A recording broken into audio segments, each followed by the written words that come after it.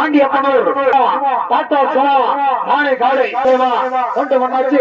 அழகான காலை, அற்புதமான காலை, திறமையான காலை கொண்டு வந்தா திருப்பத்தூர் மாவட்டம் குசாப்பட்டு அடுத்த ஆண்டியப்பனூர் டாடா சுமா நாளை காலை கட்டி விடுதலைவா.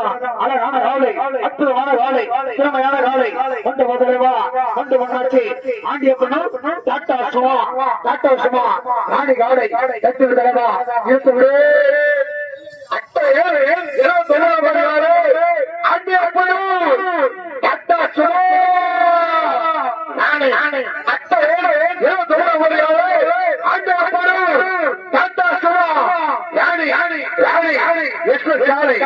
अच्छा अच्छा